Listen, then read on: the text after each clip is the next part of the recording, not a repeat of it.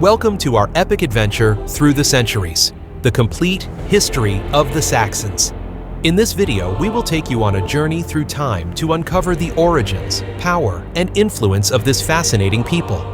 From the mist-covered forests of northern Germany to stormy seas leading to new lands, and through great conflicts and cultural transformations. The story of the Saxons is key to understanding the development of Europe. Who were the Saxons really? How did they shape the world, and why are their achievements still significant today? We will explore the myths and legends, follow the footsteps of warriors and explorers, and delve deep into the political and religious upheavals that shaped the Saxon people. Each chapter brings new perspectives, captivating stories, and insights to bring the world of the Saxons closer to you. Get ready for a unique journey with our tireless narrator, Phileas Kronos, who will guide us safely through the secrets and wonders of the past. Let us begin.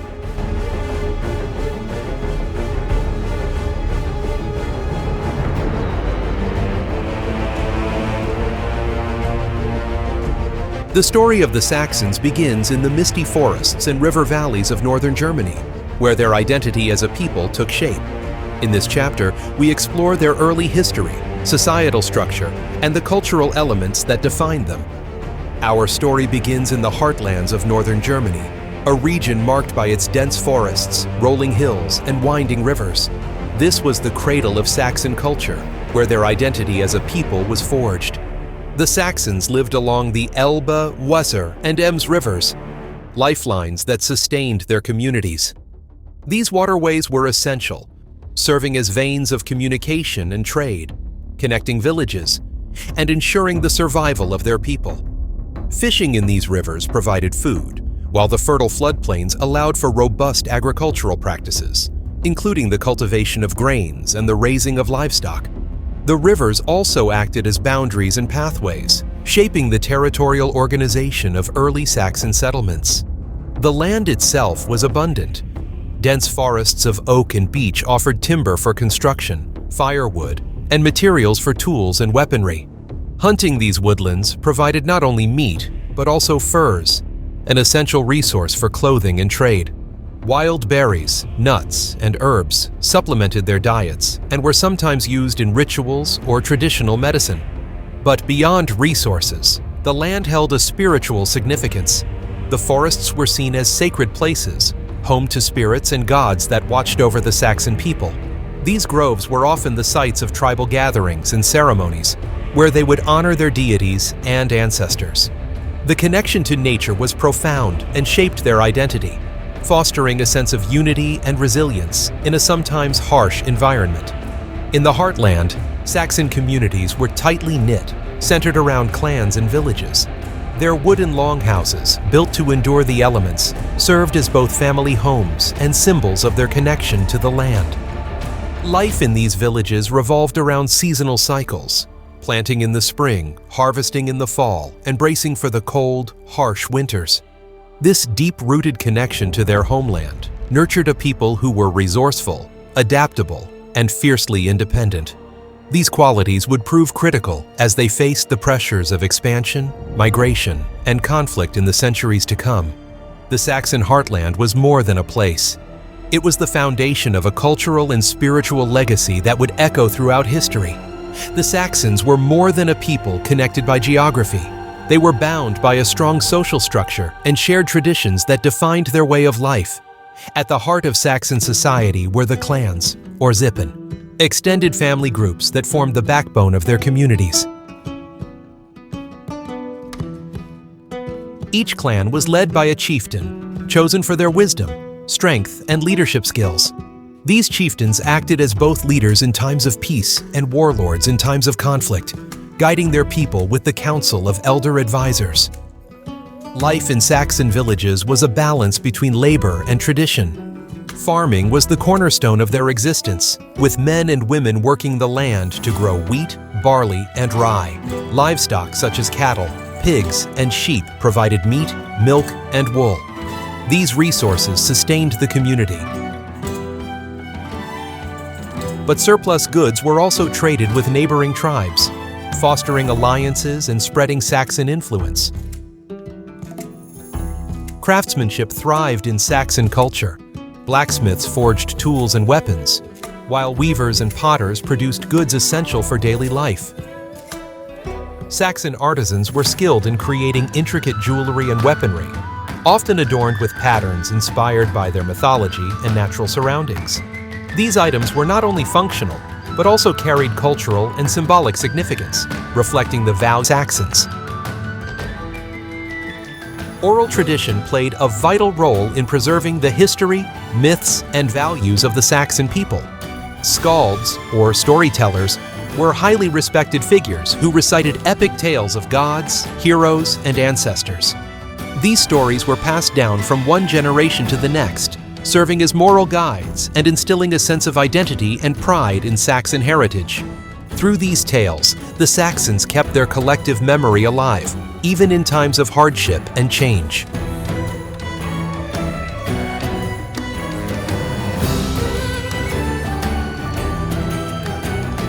Warfare was an integral part of Saxon life, both for defense and expansion.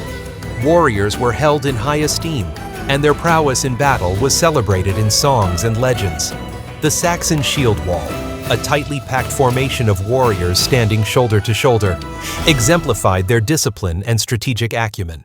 This formation not only demonstrated their skill in combat, but also symbolized the unity and strength of their people. Religion was at the core of Saxon life, a powerful force that influenced their worldview, actions, and traditions. The Saxons practiced a form of paganism deeply connected to nature and the cycles of life.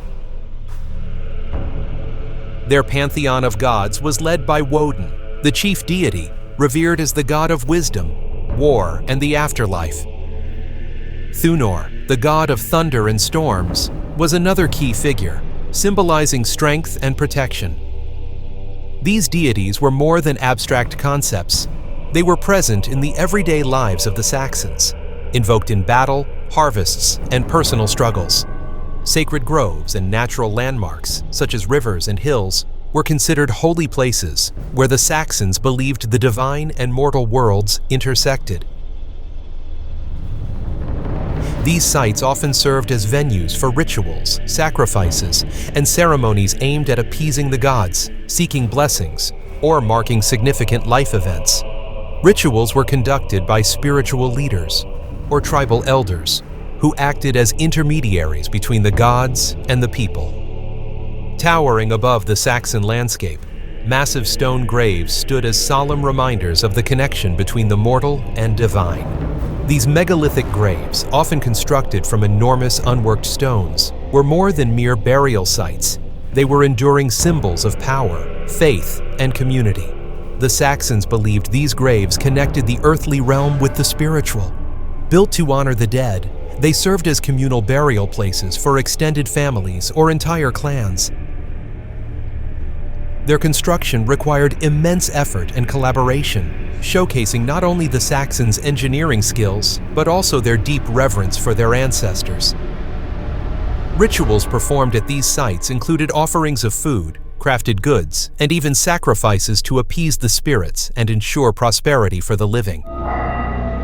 The graves were often situated in places of natural significance, such as hilltops or sacred groves, amplifying their spirit of the individuals it housed, of the community that built it, and of the beliefs that bound them together. These monuments were as much about the living as they were about the dead, acting as focal points for festivals, gatherings, and ceremonies. Over time, they became landmarks in the Saxon world, a physical manifestation of their enduring legacy. Even today, the megalithic graves of the Saxons capture the imagination, standing as a testament to their ingenuity and the profound role of spirituality in their culture. Ancestor worship was another significant aspect of their spiritual life. The Saxons believed that their ancestors watched over them and could influence their fate. Honoring the dead through feasts, offerings, and storytelling was a way to maintain this connection and ensure their guidance and protection.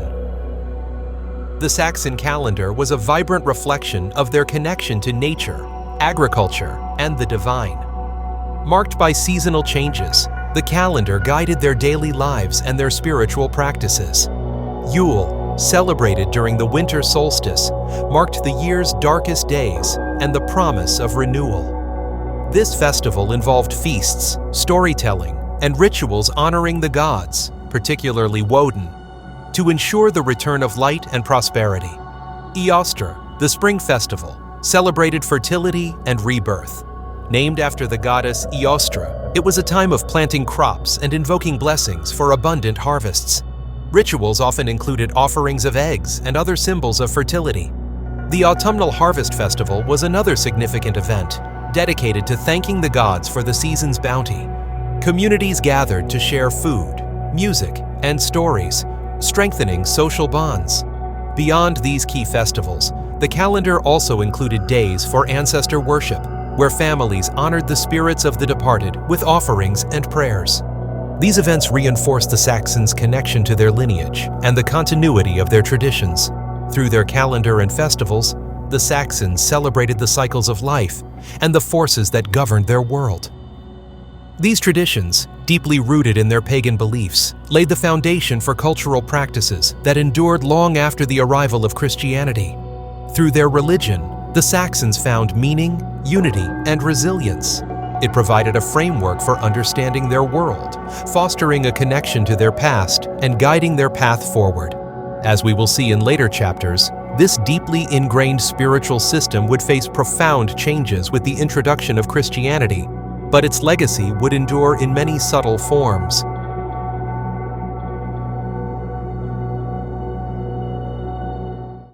The Saxons did not exist in isolation. Their history is intertwined with that of neighboring tribes and peoples, each influencing and shaping the other through trade, alliances, and conflict. To the west of Saxon territory, the Frisians thrived along the coasts of the North Sea. Known for their seafaring skills and vibrant trade networks, the Frisians played a pivotal role in the Saxons' economic and cultural exchanges with the wider world. Both the Saxons and the Frisians shared a strong maritime tradition, navigating the challenging waters of the North Sea to establish trade routes. The Frisians acted as intermediaries, connecting the Saxons to distant markets across the North Sea and beyond. Amber from the Baltic, furs from the northern forests, and agricultural products from Saxon lands all flowed through Frisian trade hubs. The relationship between the Saxons and Frisians went beyond commerce. They shared linguistic similarities and cultural practices, fostering a sense of kinship between the two peoples. This connection was evident in their mutual participation in seafaring expeditions and occasional alliances in times of conflict. However, the relationship was not without its challenges. Competition for control over lucrative trade routes sometimes led to tensions and conflicts.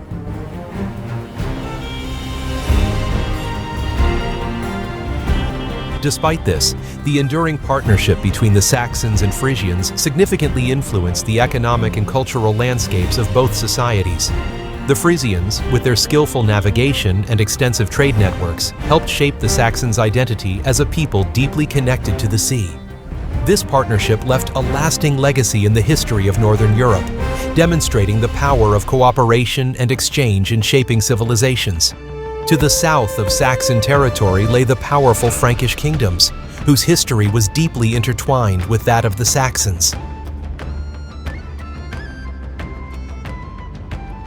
The Franks, a dynamic and expanding force in early medieval Europe, alternated between cooperation and conflict with the Saxons, leaving a profound impact on their political and cultural evolution.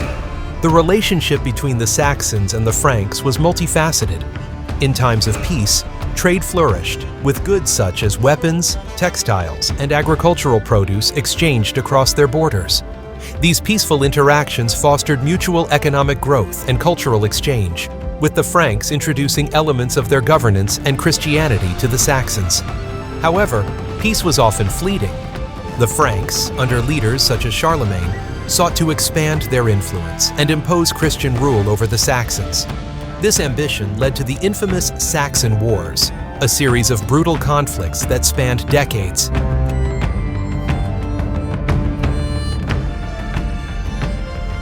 The wars were marked by significant battles, forced conversions, and the destruction of Saxon sacred sites. Despite the violence, the Frankish campaigns ultimately led to the integration of the Saxons into the Frankish Empire. Over time, this integration brought political stability and access to the broader European trade and cultural networks.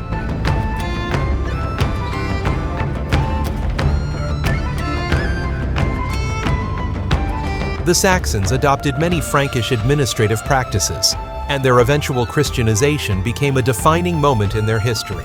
The legacy of the Saxon-Frankish relationship is one of both strife and transformation. The Franks, with their military might and cultural influence, reshaped the Saxons' trajectory, binding them into the fabric of medieval Europe and laying the groundwork for their role in shaping the continent's future. To the north of Saxon lands lay the territories of the Danes and other Norse tribes, whose influence on the Saxons was both profound and multifaceted. These interactions, marked by cultural exchanges, occasional alliances, and fierce rivalries, helped shape the martial and cultural development of the Saxons. The Saxons and the Norse shared a common Germanic heritage, with similar languages, myths, and traditions.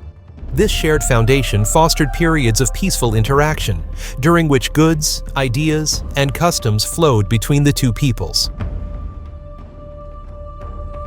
The Saxons benefited from Norse advancements in shipbuilding and navigation, which influenced their seafaring capabilities and trade networks. However, the relationship was far from harmonious. The Norse, particularly the Danes, frequently launched raids into Saxon territories, targeting settlements, trade routes, and religious sites.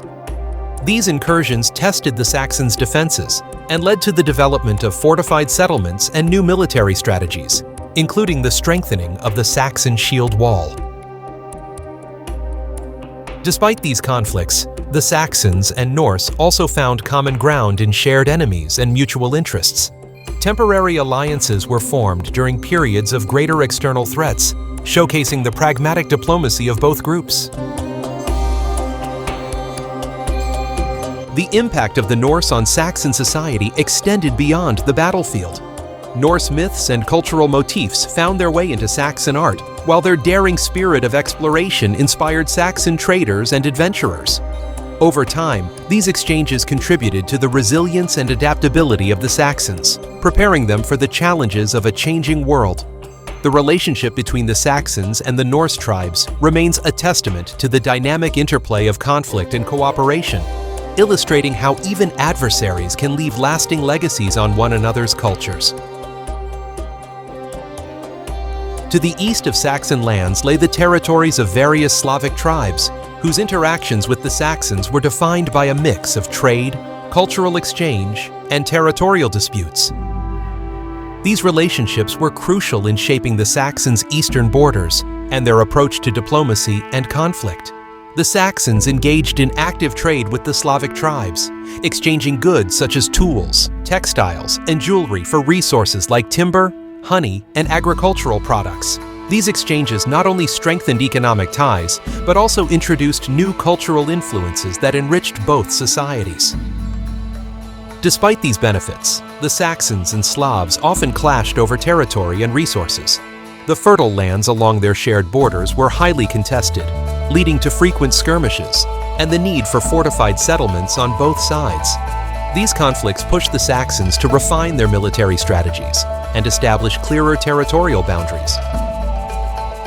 Culturally, the Slavic influence on the Saxons can be seen in shared artistic motifs and agricultural techniques. The Saxons, in turn, introduced elements of their own craftsmanship and social organization to the Slavic tribes, fostering a two-way exchange that shaped the development of both peoples. The dynamic relationship between the Saxons and Slavic tribes was one of both cooperation and competition. While their conflicts were often fierce, the mutual exchanges of goods and ideas helped both societies thrive, leaving a legacy of interconnected growth and adaptation. By examining the Saxons' interactions with their neighbors, a picture emerges of a people shaped by a rich tapestry of influences and experiences. Their relationships with the Frisians, Franks, Danes, Norse, and Slavic tribes were not merely external. They were integral to the development of what it meant to be Saxon. Trade was the lifeblood of the Saxons' connections with their neighbors, serving as a conduit for resources, ideas, and cultural influences that shaped their society. Amber, known as the gold of the North, was one of the most valuable commodities traded by the Saxons. Sourced from the Baltic, it was highly sought after across Europe and exchanged for weapons, textiles, and luxury goods from distant lands. The Frisians played a pivotal role in facilitating this trade, acting as intermediaries who connected Saxon traders with broader markets. Agricultural products were another cornerstone of Saxon trade. The fertile lands of Saxon territory yielded grains, honey, and livestock, which were exchanged with Slavic tribes for timber, pottery, and other essentials. These exchanges fostered mutual dependency and economic stability along their shared borders. The Saxons also engaged in maritime trade influenced by Norse and Frisian seafaring traditions. Their ships carried goods along river routes and coastal waters, linking them to trading hubs in the North Sea and beyond. This network not only enriched the Saxon economy, but also brought new technologies and cultural practices into their society. Conflict, however, was equally formative. Wars with the Franks tested the Saxons' resilience, forcing them to develop advanced military strategies and adapt to the pressures of Christianization. Raids from the Danes and Norse tribes pushed the Saxons to fortify their settlements and innovate in defense. These challenges strengthened their unity and honed their abilities to withstand external threats. Cultural exchanges added depth to their identity. Myths and stories shared with neighboring Germanic tribes reinforced shared heritage, while influences from Slavic agricultural practices and Norse artistry introduced new dimensions to their traditions. The Saxons integrated these influences without losing their own cultural essence. The Saxons emerged as a unique cultural force, their legacy interwoven with the histories of their neighbors and the broader narrative of medieval Europe. As we transition from the heartlands of Saxon culture, we embark on the next great chapter of their history: migration and expansion. The Saxons were not a people confined by the boundaries of their original homeland.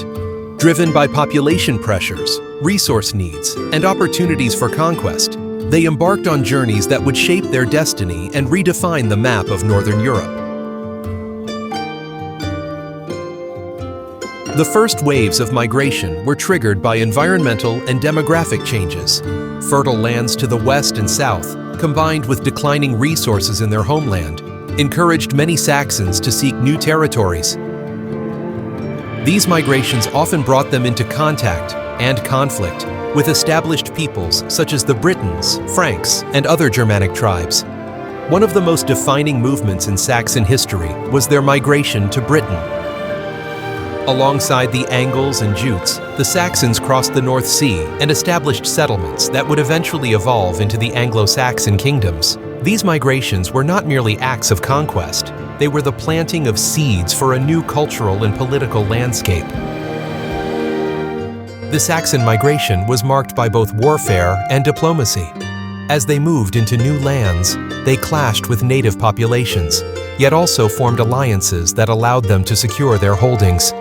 These relationships would go on to influence the development of early medieval Europe.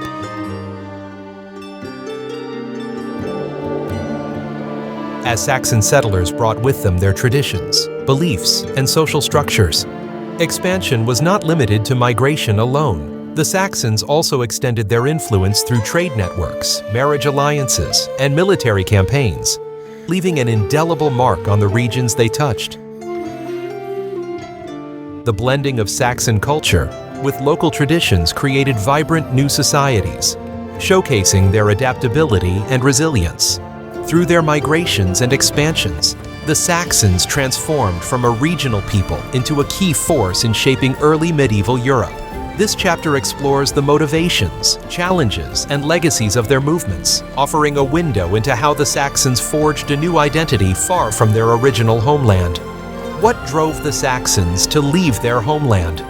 The forces behind their migrations were multifaceted, including environmental changes, population pressures, and conflicts with neighboring tribes. The depletion of resources in their densely populated heartland made it increasingly difficult to sustain their growing communities. Climate shifts, leading to harsher winters and reduced agricultural yields, further exacerbated these pressures. Facing these challenges, many Saxons viewed migration not as a choice, but as a necessity for survival. Their decision to seek new lands reflected their resilience and determination to secure a better future. The Saxons' arrival in Britain marked the beginning of a transformative era in the island's history. Sailing alongside the Angles and Jutes, the Saxons landed on Britain's shores, bringing with them not only warriors, but also settlers seeking new opportunities. The initial landings were not universally welcomed. The native Britons, already weakened by the retreat of Roman forces, mounted fierce resistance against these newcomers. Battles were waged across the countryside as the Saxons fought to carve out territory for their people. Despite these conflicts, the Saxons' perseverance paid off. They established strongholds along Britain's southeastern coast, areas that would later evolve into powerful kingdoms such as Kent, Sussex, and Wessex. These settlements became the launching points for further expansion inland. The Saxons did more than conquer. They adapted. Learning from the Roman infrastructure left behind, they utilized roads, settlements, and fortifications to bolster their control. Over time, these sites were repurposed and became centers of Saxon administration and culture. The arrival of the Saxons also brought significant cultural changes to Britain. Their language, Old English, began to supplant the native Celtic dialects, and their pagan beliefs introduced new traditions and rituals to the island. The blend of Saxon and local influences would lay the groundwork for the unique Anglo-Saxon identity. The Saxons' arrival in Britain was not just an invasion, it was the beginning of a new chapter in the island's history. It set the stage for the formation of the Anglo-Saxon kingdoms, shaping the political and cultural future of Britain for centuries to come. Migration often brought the Saxons into direct contact with established societies, leading to a complex interplay of conflict and cooperation. In Britain, they clashed with the Britons, yet over time, alliances and intermarriages helped to stabilize these relationships. In other regions, such as the Rhine and Danube frontiers, the Saxons interacted with Roman and post-Roman powers, adapting to local customs while asserting their own traditions. These interactions reflected the Saxons' adaptability and pragmatic approach to expansion. Through their migrations and expansions, the Saxons transformed themselves from a regional Germanic people into key players in the shaping of medieval Europe. Their settlements in Britain gave rise to the Anglo-Saxon kingdoms, whose cultural, linguistic, and political legacies continue to resonate today. The blending of Saxon traditions with those of the peoples they encountered created vibrant, hybrid societies.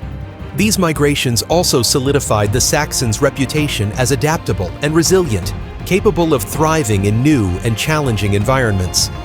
The story of Saxon migration is not just a tale of movement. It is a testament to their enduring influence on the history and identity of Europe.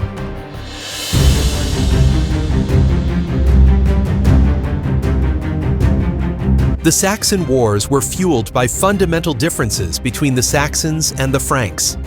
The Saxons, deeply tied to their pagan beliefs and decentralized tribal system, clashed with the Frankish desire to impose Christian rule and consolidate political authority.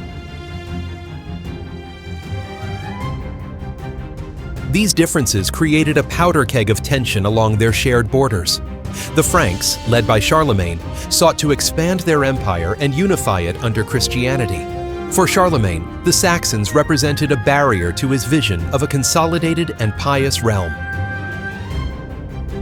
Their resistance to Christian conversion and refusal to acknowledge Frankish authority frustrated his ambitions. On the Saxon side, their societal structure played a critical role in their defiance. Unlike the centralized Frankish state, Saxon society was built around autonomous tribal units, each with its own leadership and traditions. This decentralized nature made them resistant to outside control, but also posed challenges in forming a unified defense against the Franks. Religious differences further deepened the divide.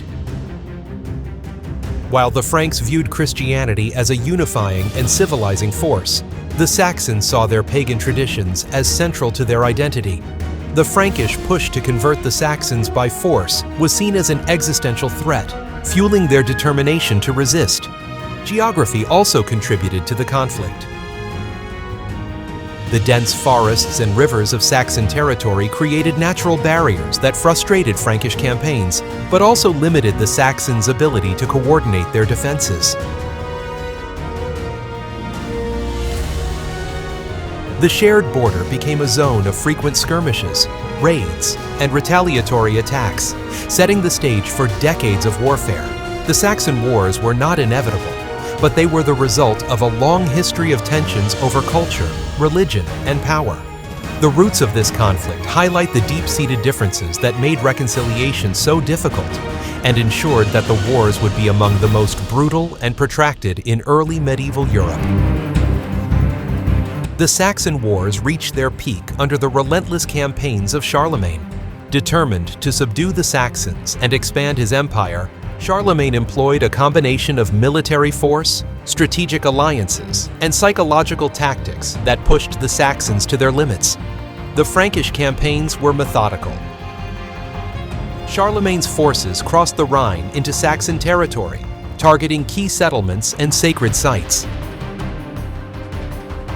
The Irminsul, a symbol of Saxon spirituality, was among the first casualties. Its destruction intended to demoralize the Saxons and undermine their resistance.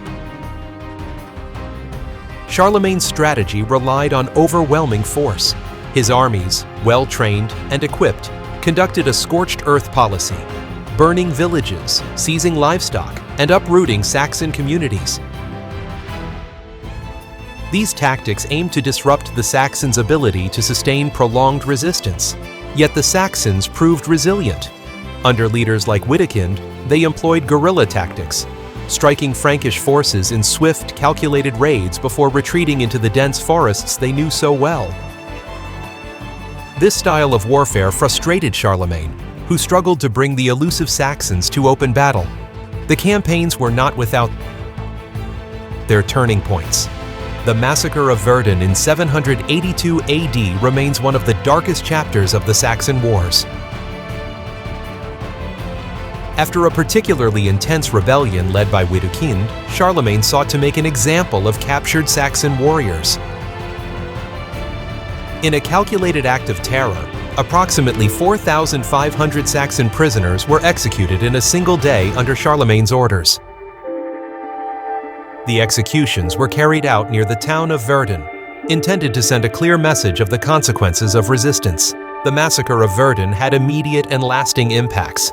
For the Saxons, it was a devastating loss that underscored the ruthlessness of the Frankish campaigns. The executions targeted not just warriors, but the morale and cohesion of the Saxon people. However, instead of quelling resistance, this act further inflamed the resolve of many Saxons, particularly among those loyal to Witikind. The event became a symbol of their struggle against an overwhelmingly powerful enemy. On the Frankish side, the massacre was a calculated measure aimed at breaking the back of the rebellion, but it also showcased the lengths to which Charlemagne was willing to go to secure his objectives. It revealed the brutal realities of empire building in the medieval period, where power was often asserted through fear and overwhelming displays of force. Over time, the Franks adapted their approach, combining military might with political diplomacy. Charlemagne offered amnesty to Saxon leaders willing to convert to Christianity and submit to Frankish rule. These concessions, coupled with relentless pressure, gradually wore down Saxon resistance. By the end of the campaigns, the Saxons were defeated, their lands incorporated into the Frankish Empire. Charlemagne's relentless advance had achieved his goals, but at the cost of decades of bloodshed and the loss of a way of life for the Saxons. The campaigns left a legacy of resilience and transformation, shaping the course of Saxon history for centuries to come. Amid the relentless onslaught of Charlemagne's campaigns, one figure emerged as the embodiment of Saxon resistance: Widukind. A charismatic and cunning leader, Widukind became a rallying point for the Saxon tribes, uniting them in their struggle against the Frankish Empire. Widukind's early life remains shrouded in mystery, but by the time of the Saxon Wars, he had gained a reputation as a skilled warrior and strategist. Unlike the decentralized tribal leaders who often acted independently, Widukind understood the importance of unity. He traveled across Saxon lands, forging alliances and inspiring a fractured people to stand together. Widukind's military tactics were as unconventional as they were effective. He leveraged the dense forests and rugged terrain of Saxon territory to launch guerrilla-style raids against Charlemagne's forces. His attacks were swift and unpredictable, targeting supply lines, small garrisons, and vulnerable detachments of the Frankish army. These tactics frustrated Charlemagne, forcing the Frankish emperor to adapt his strategies. One of Widukind's most notable achievements was his ability to escape capture. During moments when Saxon resistance seemed on the verge of collapse, Widukind would disappear, seeking refuge among sympathetic allies, such as the Danes. From these safe havens, he regrouped and planned his next moves, ensuring that the flame of resistance never fully extinguished. Widukind's defiance reached its zenith following the massacre of Verdun. For many Saxons, the massacre was a turning point, solidifying their resolve to resist at all costs. Widukind capitalized on this sentiment, leading a resurgence of rebellion that forced Charlemagne to redouble his efforts. However, even Widukind's determination could not withstand the relentless pressure of the Frankish campaigns. In 785 AD, Widukind made the fateful decision to surrender. He agreed to convert to Christianity and swear allegiance to Charlemagne in exchange for peace for his people. His baptism, reportedly witnessed by Charlemagne himself in the city of Attigny, symbolized not only his personal submission, but also the end of organized Saxon resistance. For many Saxons, Widukind's baptism was a betrayal of their ancient gods and traditions. To abandon the pantheon of deities that had guided their people for generations and embrace the Christian faith imposed by their conquerors was seen as a capitulation that cut deeply into the spiritual fabric of Saxon society. The event marked a profound shift, not just in leadership, but in the very identity of the Saxon people. It was a symbolic death of the old ways, as the flames of resistance were extinguished by the waters of baptism. Widukind's surrender was not merely an act of defeat, but a calculated move. By embracing Christianity and negotiating peace, he sought to preserve what remained of the Saxon people and their culture. The terms of his surrender included the promise of clemency for his followers and the cessation of Frankish reprisals. This pragmatic decision allowed the Saxons to transition into a new era, albeit under Frankish rule. The event was laden with symbolism. Widukind's baptism marked the official Christianization of the Saxon leadership, a process that would extend throughout the Saxon population in the years to come. It also demonstrated Charlemagne's dual strategy of military dominance and religious assimilation, which he used to expand his empire. Widukind's legacy is complex. To some, he is a hero who fought valiantly to preserve Saxon independence and traditions. To others, his baptism represents the ultimate betrayal of Saxon heritage. What remains undeniable is Widukind's impact as a leader who unified the Saxons in their darkest hour, leaving a legacy of courage, pragmatism, and the enduring tension between preservation and transformation. The destruction of the Irminsul stands as one of the most devastating blows in the Saxon Wars. a moment that symbolized the cultural and spiritual assault on the Saxon people by Charlemagne's forces. The Irminsul, a sacred pillar believed to connect the heavens and the earth, was the focal point of Saxon pagan worship and a symbol of their resistance. In 772 AD, during one of his early campaigns, Charlemagne launched a targeted strike into Saxon territory. The campaign began with a rapid advance across the Rhine, where his well-organized army overwhelmed the scattered Saxon defenses. Charlemagne's forces, driven by a mission to assert Frankish dominance and dismantle Saxon resistance, made their way to Eresburg, a stronghold near the sacred Irminsul. The Irminsul, situated in a grove considered holy by the Saxons, was more than a religious artifact. It was a gathering place for tribal leaders, a site for seasonal rituals, and a symbol of unity among the otherwise decentralized Saxon tribes. The Frankish army besieged Eresburg, and after a brief but decisive confrontation, the stronghold fell, leaving the sacred site vulnerable. Once the path to the Irminsul was clear, Charlemagne ordered its destruction. The Frankish soldiers dismantled the sacred pillar, cutting it down and reportedly scattering its pieces to ensure it could not be reconstructed. Surrounding altars and shrines were also desecrated, and any artifacts associated with Saxon worship were seized or destroyed. This act of sacrilege was designed to not only demoralize the Saxons, but also to send a clear message that resistance to Frankish rule was futile. The immediate aftermath of the Irminsul's fall was a mixture of shock and outrage among the Saxons. For many, the destruction of their most sacred symbol was a sign that their gods had been defeated, leading to despair and a crisis of faith. However, for others, the act only fueled their resolve to fight back, sparking renewed resistance under leaders like Widukind. The psychological impact of the Irminsul's destruction cannot be overstated. By targeting such a central aspect of Saxon spirituality, Charlemagne aimed to fracture their sense of identity and weaken their unity. This tactic was consistent with his broader strategy of integrating conquered peoples into the Frankish Empire through cultural and religious assimilation. For Charlemagne, the destruction of the Irminsul was not just a military victory, but a significant ideological triumph. It marked the beginning of a campaign to replace Saxon paganism with Christianity, using the church as a tool of governance and control. Missionaries were sent to Saxon lands in the wake of the campaign, building churches where sacred groves once stood, and converting Saxons through a mix of persuasion and coercion. The fall of the Irminsul marked a turning point in the Saxon Wars. It represented the beginning of the end for Saxon paganism and the gradual Christianization of their society.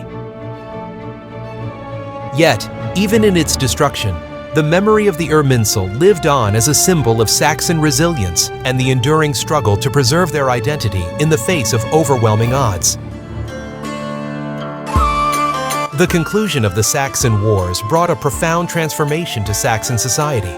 With their final defeat, the Saxons were not only absorbed into the Frankish Empire, but also subjected to a sweeping cultural and religious assimilation that would forever alter their identity. Charlemagne's victory was not marked by celebrations of military conquest alone. The real challenge began with integrating the fiercely independent Saxons into the Christian and centralized framework of the Frankish Empire. To achieve this, Charlemagne implemented a series of measures designed to suppress Saxon traditions and enforce the adoption of Christian values. One of the most immediate changes was the establishment of a new governance structure. Saxon tribal leaders were replaced or subordinated to Frankish officials, who ensured compliance with imperial directives. Fortified administrative centers, such as Aachen and Paderborn, were constructed to act as hubs of political control and military oversight. These centers housed Frankish governors, known as counts, who were tasked with enforcing imperial policies, collecting taxes, and maintaining order. Counts were often supported by local Saxon elites who had pledged loyalty to Charlemagne, creating a hybrid governance model that merged Frankish administration with local cooperation. To ensure loyalty and suppress rebellion, Charlemagne imposed a system of land redistribution, Saxon landholders who resisted were dispossessed, with their lands granted to Frankish nobles and loyal Saxons who had converted to Christianity.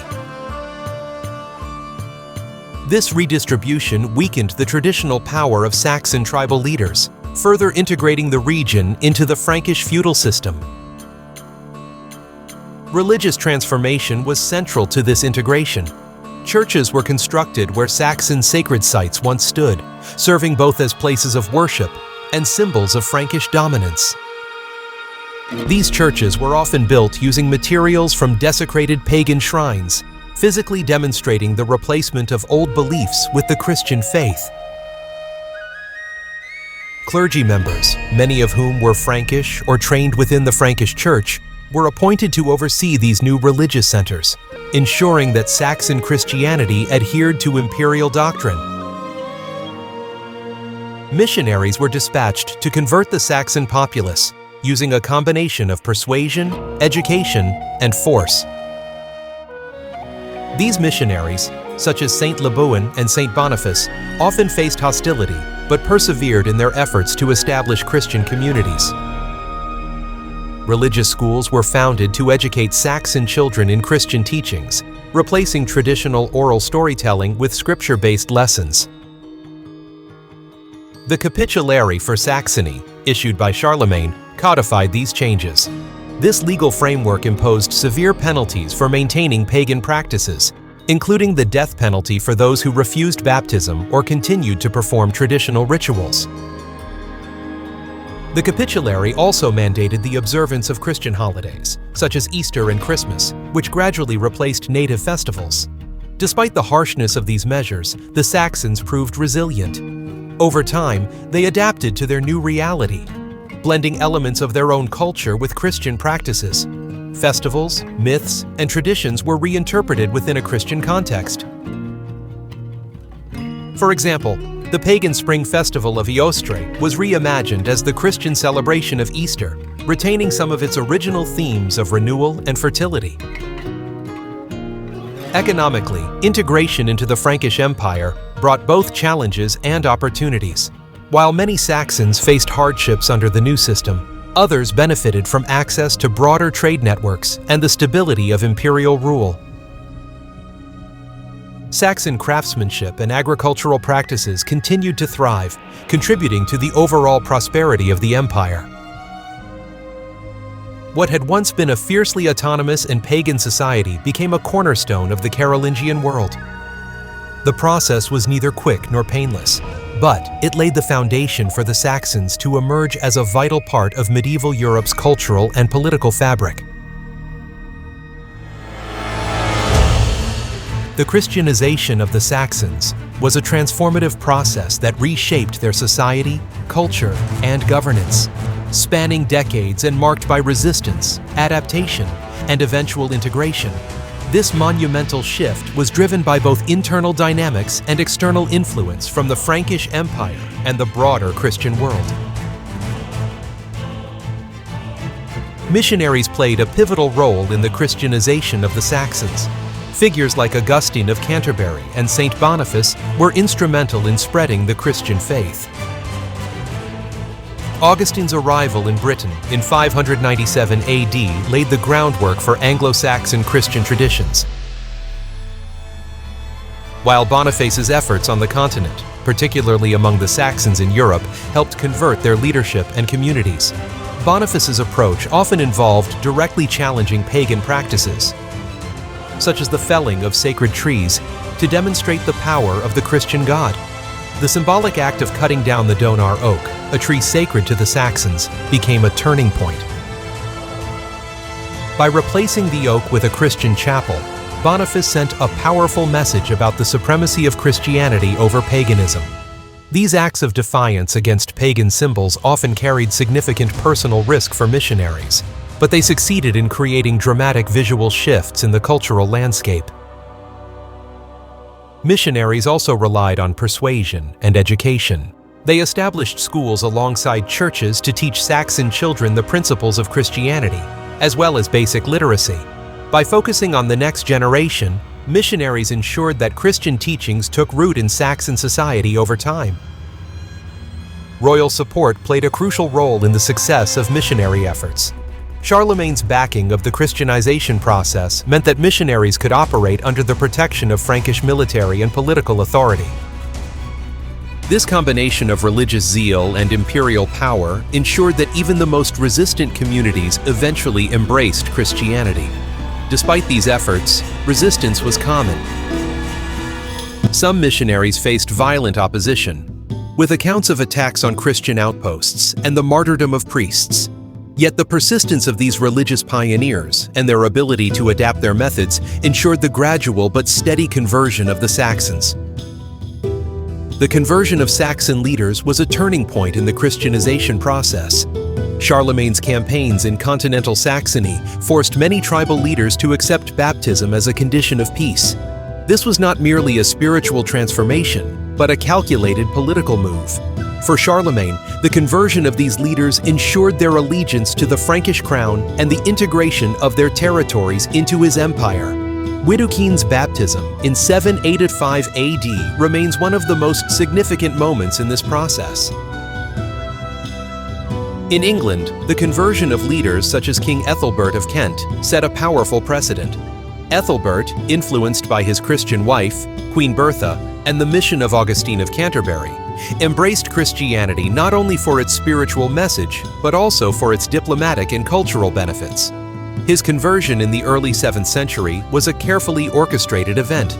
Augustine built the Church of St. Martin in Canterbury, where Ethelbert was baptized in a ceremony designed to emphasize the unity between the Saxon king and the Roman Church. Ethelbert's baptism was followed by a series of reforms that established Christianity as the state religion in Kent. Laws inspired by Christian teachings were codified, including protections for the church and regulations that aligned with Christian morality. Ethelbert's conversion also encouraged neighboring rulers to follow suit, creating a ripple effect across Anglo-Saxon England. The role of these leaders was pivotal. Their acceptance of Christianity often led to the conversion of their courts and subjects, either through persuasion or decree. Leaders who adopted Christianity gained access to Frankish military support, economic ties, and the prestige associated with the Christian world. The conversion of Saxon leaders was also accompanied by symbolic acts that reinforced their new faith. Baptisms were often grand ceremonies attended by both Frankish officials and local elites, serving as public declarations of the new religious order. These events were followed by the destruction or repurposing of pagan symbols and the establishment of Christian churches, signaling a profound cultural shift. While the conversion of leaders marked a significant milestone, it did not end resistance among the Saxon populace. Many communities continued to practice their pagan traditions in secret, requiring ongoing efforts by the church and missionaries to fully establish Christianity as the dominant faith. The Christianization of the Saxons was not a complete erasure of their pagan past. Instead, it was a process of integration and adaptation, allowing elements of Saxon paganism to blend with Christian practices, creating a unique and enduring cultural identity. One of the most significant examples of this adaptation was the transformation of sacred spaces. Pagan groves and shrines, once centers of traditional Saxon worship, were repurposed as Christian holy sites. These locations were often dedicated to saints, whose lives and miracles mirrored aspects of Saxon mythology. For instance, Saint Michael, a figure associated with strength and protection, became a prominent saint in areas where pagan deities of war and guardianship had once been revered. Festivals provided another avenue for adaptation. The Christian calendar absorbed and reinterpreted many pagan celebrations. The winter solstice festival, Yule, was transformed into Christmas, retaining its themes of renewal and light during the darkest days of the year. Similarly, the spring festival of Easter, dedicated to fertility and rebirth, was reimagined as Easter, celebrating the resurrection of Christ. Rituals also evolved. Traditional Saxon practices, such as offerings to spirits and communal feasts, were recontextualized within a Christian framework. Offerings became alms for the poor or gifts to the church, while communal feasts were incorporated into Christian holidays and saints' feast days. This approach allowed the Saxons to retain familiar customs while embracing their new faith. Saxon art and craftsmanship reflected this cultural synthesis. Illuminated manuscripts, stone crosses, and church decorations often incorporated motifs from pagan mythology, such as intertwining beasts and natural symbols, alongside Christian imagery. This blending of styles created a distinctive Saxon Christian aesthetic that celebrated both traditions. Despite these adaptations, the transition was not without tension. Rural communities, less exposed to missionary efforts and the influence of Christianized leaders, were slower to abandon their pagan traditions. These regions often practiced a form of syncretism, blending old and new beliefs. For example, Christian prayers might be accompanied by invocations to traditional gods, reflecting a gradual rather than immediate shift in spiritual allegiance. The integration of pagan traditions into Christianity was not merely a strategy for conversion, but a testament to the resilience and adaptability of Saxon culture. By merging their heritage with the Christian faith, the Saxons created a unique identity that honored their past while embracing the future. This blending of traditions ensured the survival of Saxon cultural elements within the broader framework of medieval Christianity. Monasteries became the heart of the Christianized Saxon world. They were more than just religious institutions. They were centers of education, cultural preservation, and economic activity that profoundly influenced Saxon society. Monasteries such as Fulda, Corvey, and Lorsch served as spiritual hubs where Christian teachings were disseminated. They were places of daily prayer, liturgical observance, and theological reflection. Monastic schools were established to educate both clergy and lay people, teaching not only religious doctrine, but also literacy, history, and classical knowledge. These schools became instrumental in bridging the gap between pagan traditions and Christian values, fostering a new intellectual tradition. Monastic scribes played a crucial role in preserving knowledge. They painstakingly copied religious texts, such as the Bible, as well as classical works from antiquity, ensuring the survival of ancient wisdom. Illuminated manuscripts, like the Lindisfarne Gospels and the Codex Aureus, reflected a fusion of Saxon artistic motifs with Christian themes, creating a distinctive aesthetic that celebrated both traditions. Monasteries were also centers of economic activity. They owned vast tracts of land that were cultivated by peasants and managed by monastic officials. These estates produced food, wine, and other goods that sustained the monastic community and supported charitable works. Monasteries also acted as hubs of trade, connecting Saxon communities to broader economic networks within the Frankish Empire and beyond. The Church, closely tied to monastic institutions, became a central force in Saxon governance. Bishops and abbots often served as advisors to Saxon kings, providing spiritual guidance and political counsel. Christian values were integrated into Saxon law codes, promoting social order and justice. For example, laws were introduced to protect the Church's property, enforce moral behavior, and mandate observance of Christian practices. Many monasteries doubled as missionary outposts, spreading Christianity to more remote and resistant areas of Saxon territory. From these bases, missionaries ventured into pagan regions, converting local populations and establishing new Christian communities. These efforts helped to consolidate the Christian faith across Saxon lands. The role of monasteries and the Church in the Christianization of the Saxons cannot be overstated. They were not only centers of religious life, but also catalysts for social and cultural transformation. Through their influence, the Saxons transitioned from a fragmented pagan society to a unified Christian people, integrated into the broader medieval European world. The Christianization of the Saxons was a complex and multifaceted process, and its success was not achieved without significant challenges.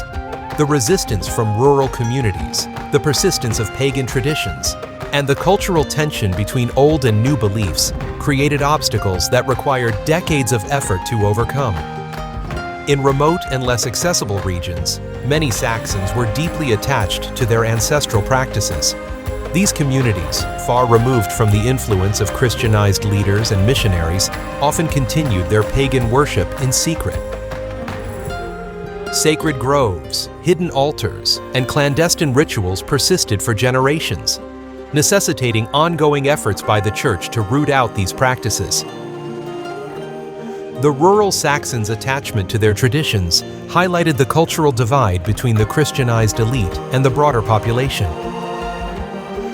Even as the Saxons officially embraced Christianity, elements of their pagan heritage persisted in syncretic forms. Festivals, symbols, and rituals were adapted to fit within the Christian framework. But the underlying themes often retained their pre-Christian origins. For instance, fertility symbols, nature worship, and seasonal festivals were subtly woven into Christian holidays, creating a hybrid cultural identity.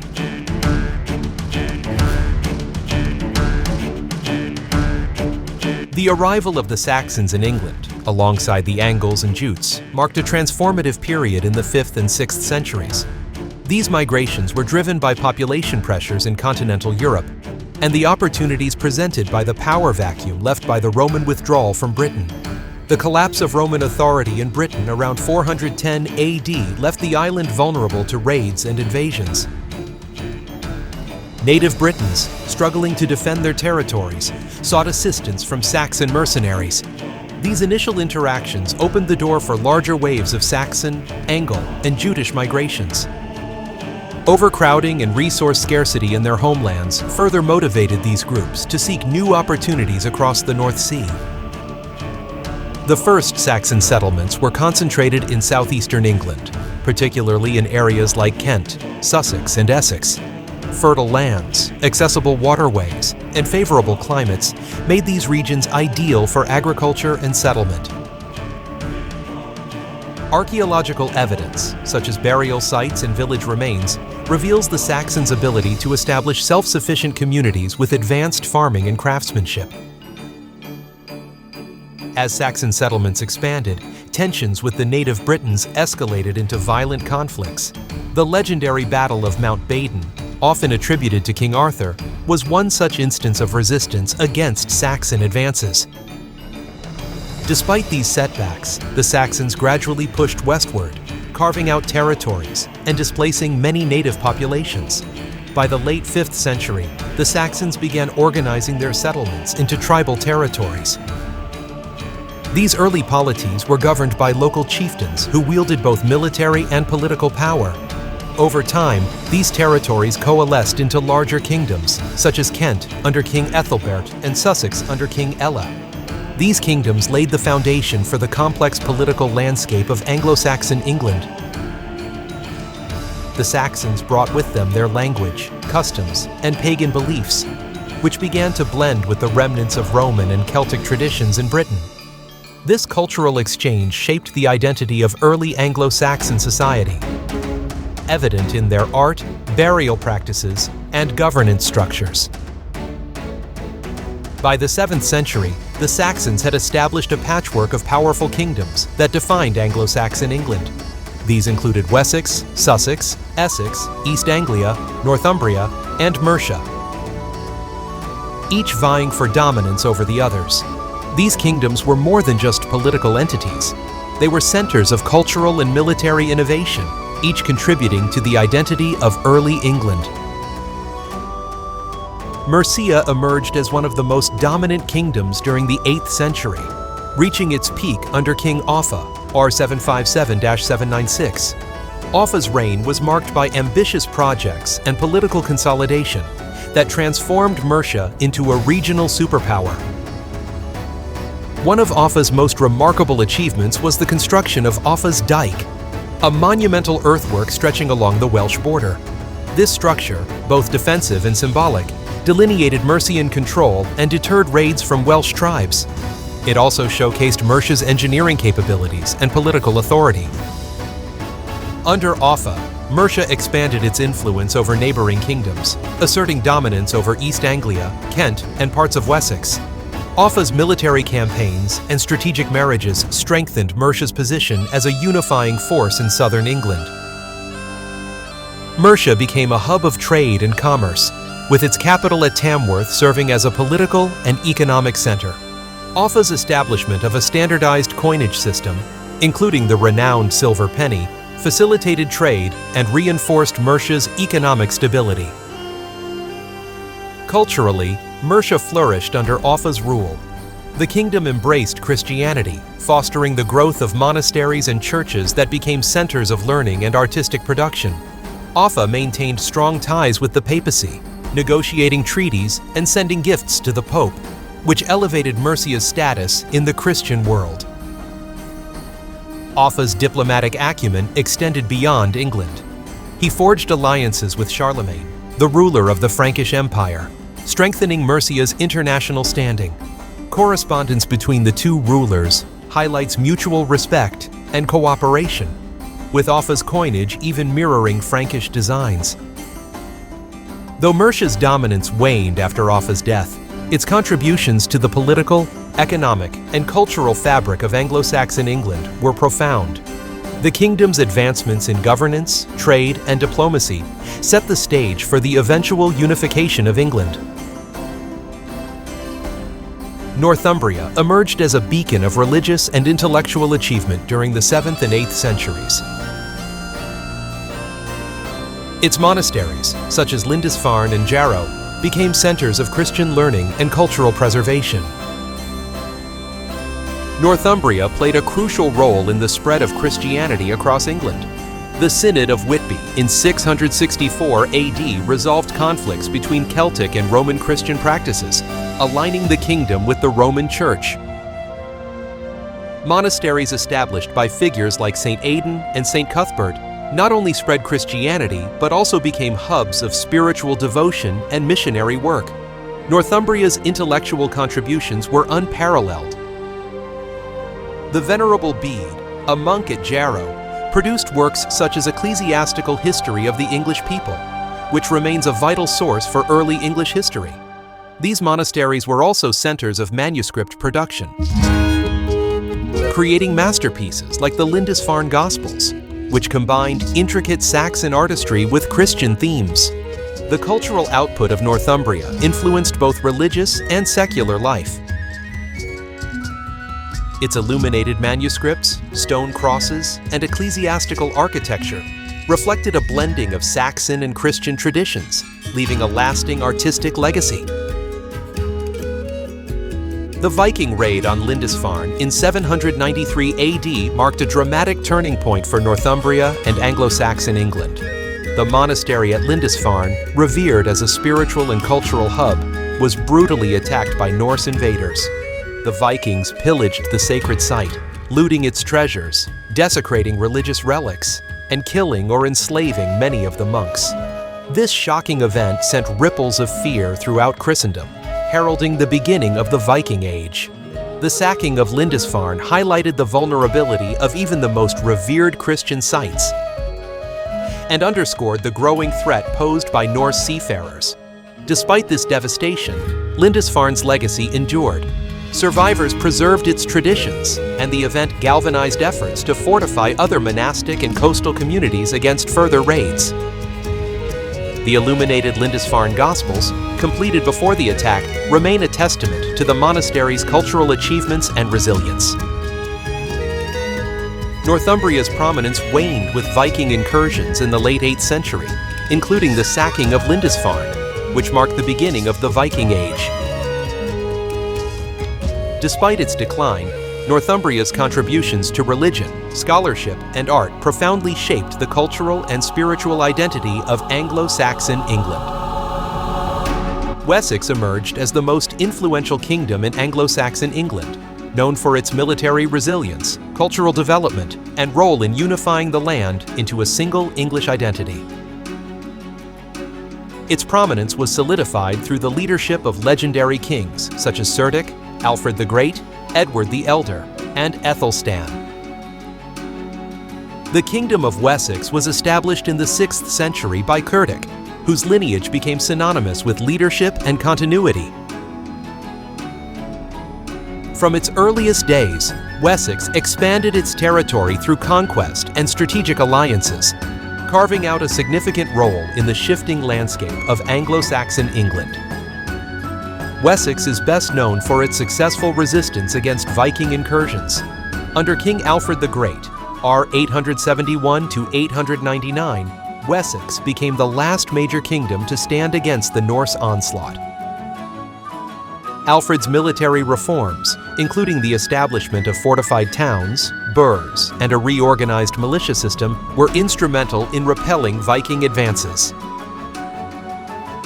The Battle of Edington was a pivotal moment in the history of Anglo-Saxon England, marking a decisive victory for King Alfred the Great against the Viking forces led by Guthrum. It played a critical role in preserving the independence of Wessex and laying the foundation for the eventual unification of England. In the years preceding the battle, Wessex faced relentless Viking incursions. The Great Heathen Army had already overrun much of England, establishing the Danelaw in the north and east. After a surprise Viking assault in early 878, Alfred retreated into the marshlands of Somerset, regrouping and organizing a resistance movement. From his stronghold at Athelney, Alfred conducted raids and rallied local forces, preparing for a decisive confrontation. By May 878, Alfred had assembled a sizable army, drawing warriors from across Wessex. He issued a call to arms through the Fyrd militia system, rallying troops at Egbert's Stone. Motivated by Alfred's leadership and the desire to defend their homeland, the Saxon forces marched to Edington to confront the Viking army. The Vikings, entrenched in a fortified camp, faced a disciplined Saxon army. Alfred deployed his forces in a shield wall formation, a traditional tactic that emphasized cohesion and defense. The Saxon line advanced slowly, maintaining their formation as they approached the Viking position. The battle began with fierce combat as the shield walls of both sides collided. The Saxons, driven by the leadership of Alfred and their determination to reclaim their lands, held their ground. Alfred's forces pushed forward methodically, exploiting gaps in the Viking line. After hours of intense fighting, the Viking forces began to falter, weakened by sustained pressure and the disciplined advance of the Saxons. The Vikings broke ranks and retreated to their camp. Alfred's army pursued them, surrounding the fortified position and cutting off their escape. Alfred's forces laid siege to the Viking camp, preventing supplies or reinforcements from reaching Guthrum's army. After several days, the Vikings, facing starvation and defeat, surrendered. Guthrum agreed to negotiate terms, leading to the Treaty of Wedmore. The Treaty of Wedmore marked the end of large-scale Viking attacks on Wessex. Under its terms, Guthrum agreed to withdraw from Wessex, convert to Christianity, and become a vassal to Alfred. The treaty established a clear boundary between Wessex and the Danelaw, ensuring peace for several years. The victory at Edington cemented Alfred's reputation as a skilled military leader and savior of Anglo-Saxon England. It allowed him to focus on fortifying Wessex, reorganizing its defenses, and fostering cultural and intellectual renewal.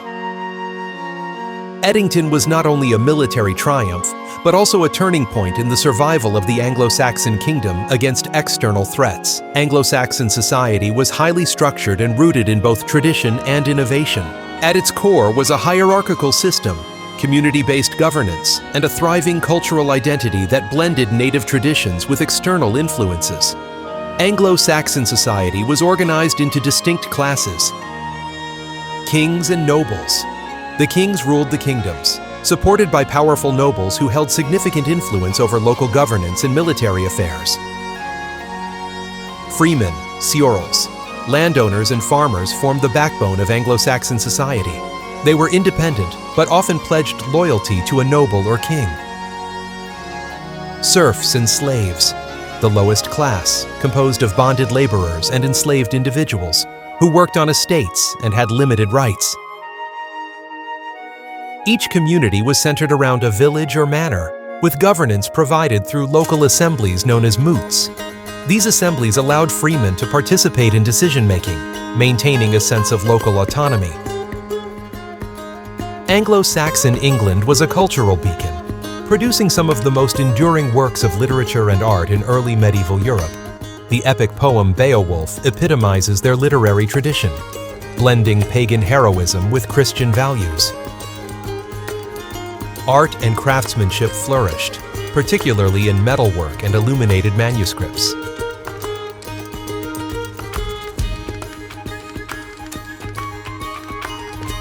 The Sutton Hoo treasure exemplifies their artistic sophistication, showcasing intricate designs and skilled craftsmanship. Festivals and oral storytelling were vital parts of cultural life, preserving history, mythology, and values across generations. These traditions played a crucial role in maintaining the Anglo-Saxon cultural identity. The Christianization of Anglo-Saxon England was a transformative process that reshaped the social, political, and cultural fabric of the kingdoms.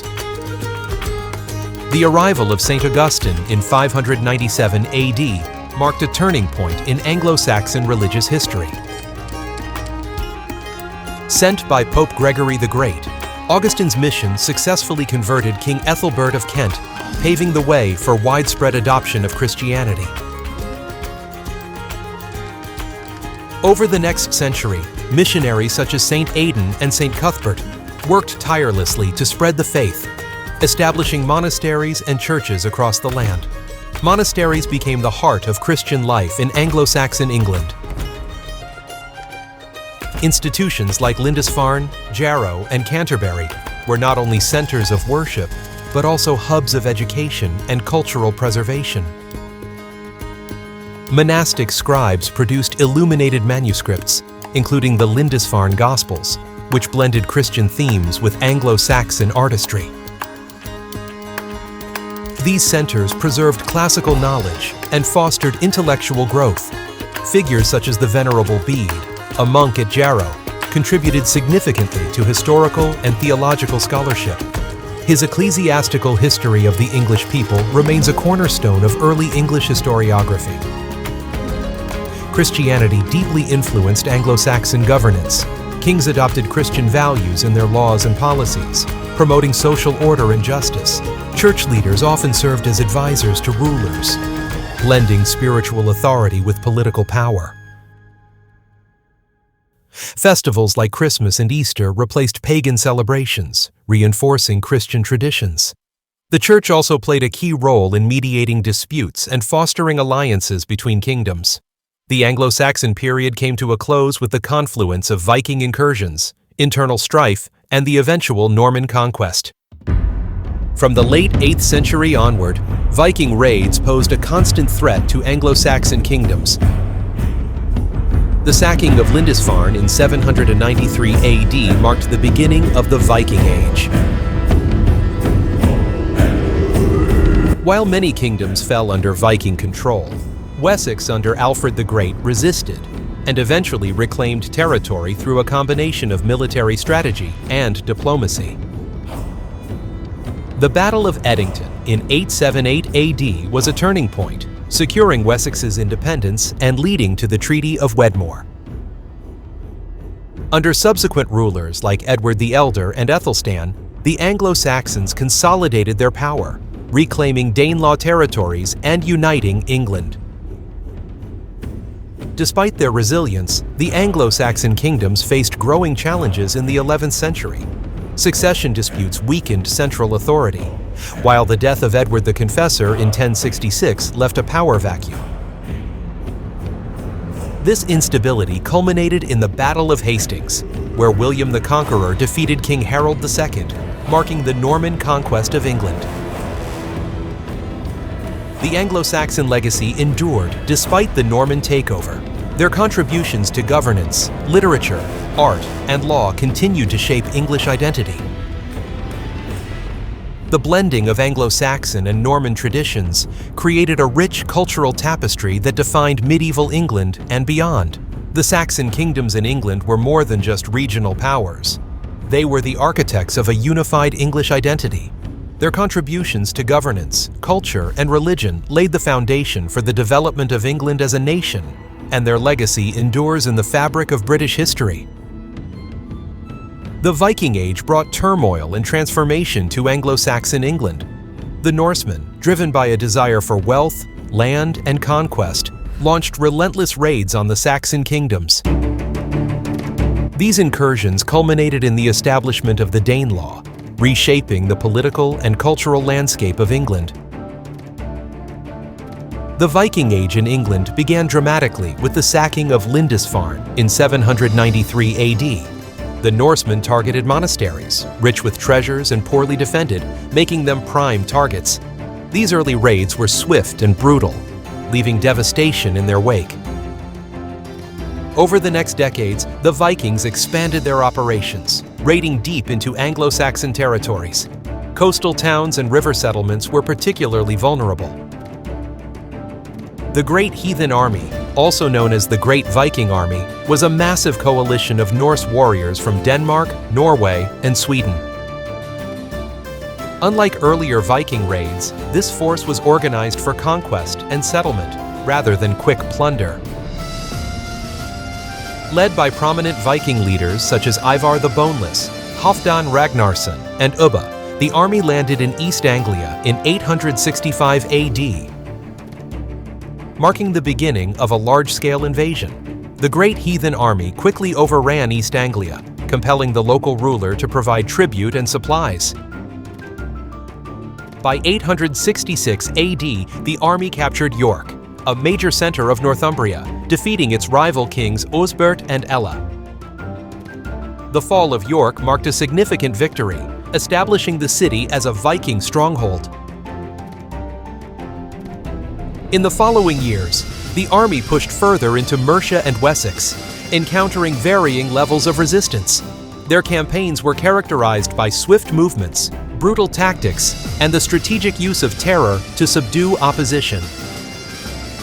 Major battles, such as those at Reading and Ashdown in 871 AD, demonstrated the Vikings' military prowess and their ability to adapt to local conditions. The leaders of the Great Heathen Army were experienced warriors and tacticians. Ivar the Boneless, known for his cunning and ruthlessness, played a key role in orchestrating the conquest of Northumbria and parts of Mercia. His brother, Halfdan Ragnarsson, continued the campaigns, consolidating Viking control over the Danelaw. The Vikings established fortified camps, known as winter quarters, allowing them to maintain a year-round presence in England. This approach differed from earlier seasonal raids, enabling them to sustain prolonged campaigns and integrate into local communities. The Great Heathen Army's campaigns devastated the Anglo-Saxon kingdoms. Northumbria and East Anglia fell under Viking control, while Mercia was severely weakened. Wessex, under King Ethelred, and later Alfred the Great, emerged as the primary bastion of resistance. Despite their initial successes, the Great Heathen Army faced setbacks. Alfred's victory at the Battle of Ashdown in 871 AD disrupted their momentum, forcing them to reevaluate their strategies. The army eventually fractured into smaller factions, some settling permanently in the Danelaw, while others continued raiding. The arrival of the Great Heathen Army marked a turning point in the Viking incursions into England. Unlike earlier raids focused on plunder, the Vikings now aimed to settle and dominate territories.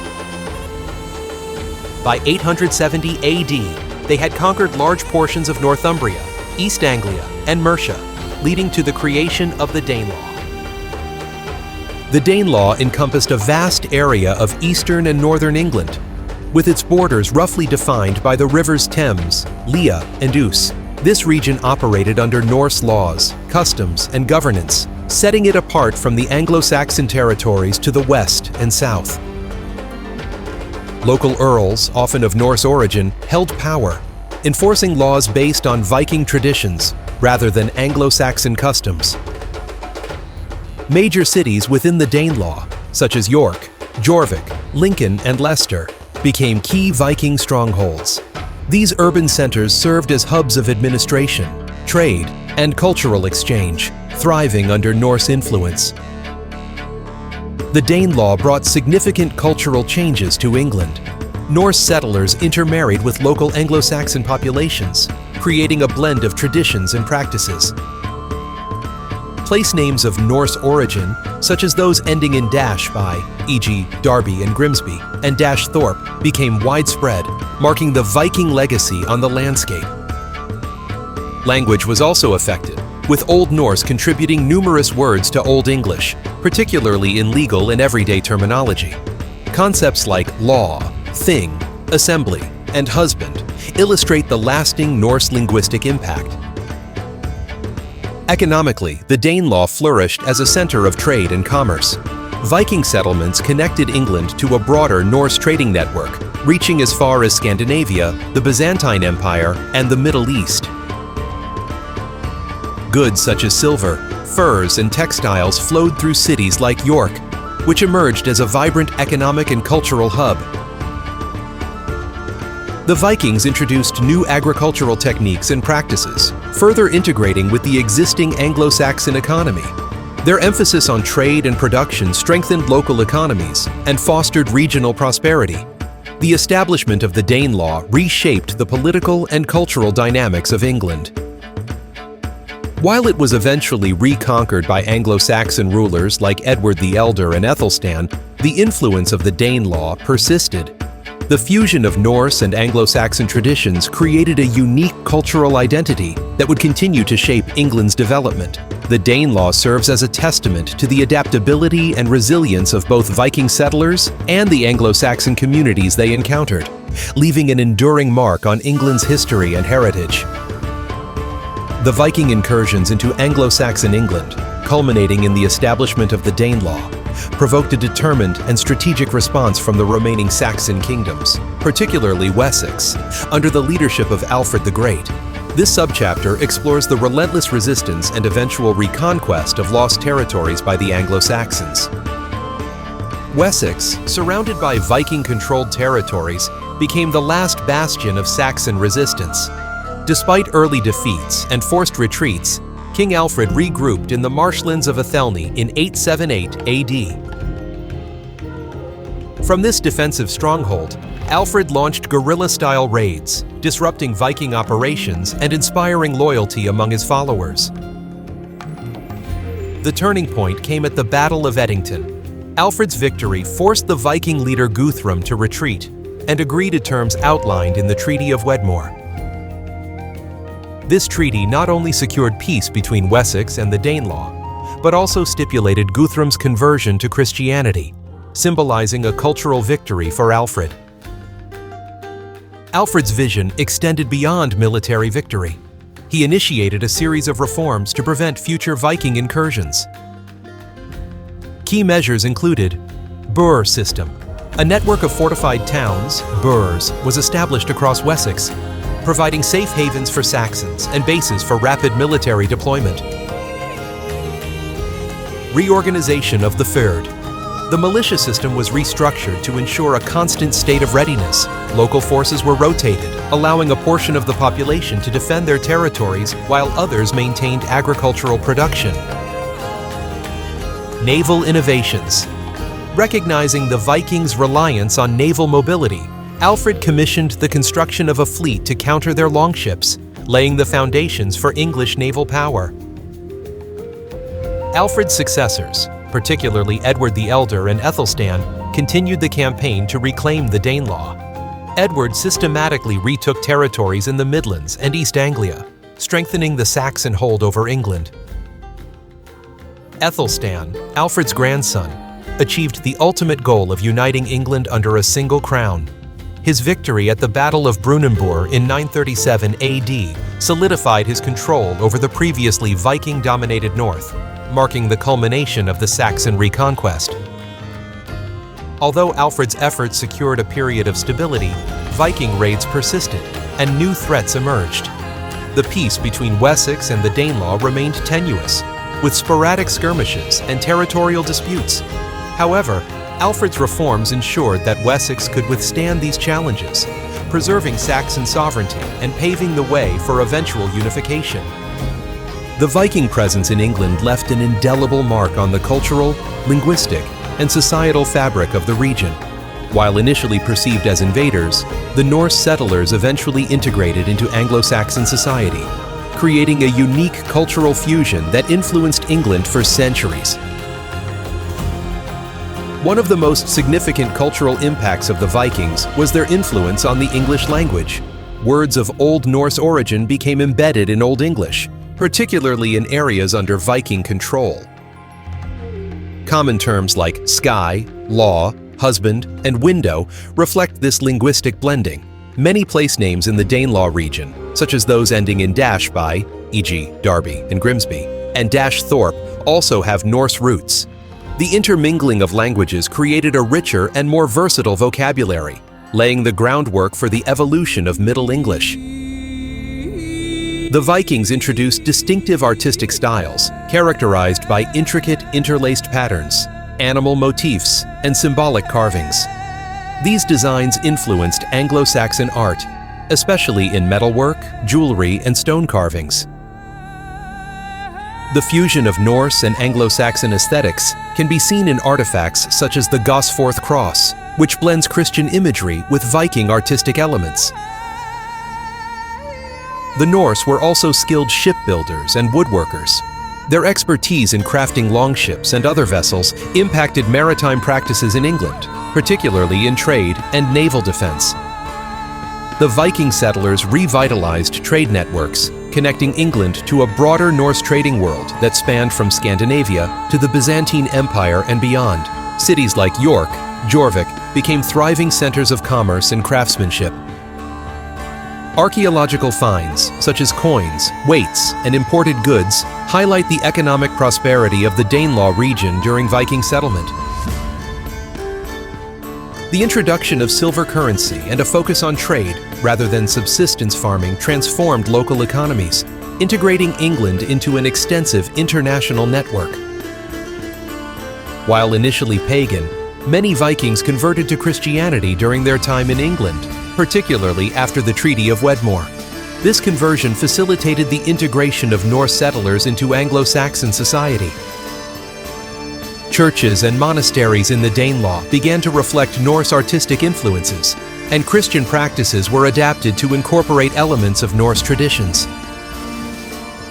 The fusion of religious practices is evident in the creation of carved stone crosses, which combined Christian symbols with Norse artistic motifs, symbolizing the blending of two cultures. The cultural impact of the Vikings extended beyond their era. Their integration into Anglo-Saxon society contributed to the development of a more unified English identity. The blending of traditions, language, and governance created a cultural foundation that persisted through the Norman conquest and into the medieval period. The Viking legacy in England is a testament to the resilience and adaptability of both Norse settlers and Anglo-Saxon communities. The Norse presence left a lasting mark on England. Scandinavian settlers integrated with local populations, influencing art, language, and governance. The Viking dominance in England, which began with ferocious raids and territorial control, gradually waned as Anglo-Saxon power consolidated and new threats emerged. This chapter examines the factors contributing to the decline of Norse influence and the lasting impact of the Viking Age, despite the diminishing influence of the Danelaw. The Vikings launched new waves of invasions during the 10th and early 11th centuries. These campaigns were led by formidable figures, such as Svein Forkbeard and his son, Sunut the Great. Svein Forkbeard initiated invasions in the late 10th century, culminating in his brief seizure of the English throne in 1013. His conquest marked the first time a Viking ruled all of England, though his reign lasted only a year before his death. Knut's ascension in 1016 solidified Viking rule in England. As King of Denmark, Norway, and England, he established the North Sea Empire, bringing a period of stability and prosperity. However, Knut's death in 1035 led to the disintegration of this empire, as succession disputes and internal divisions weakened Viking control. The Anglo-Saxons, under leaders such as Ethelstan and Edgar the Peaceful, played a pivotal role in diminishing Viking influence.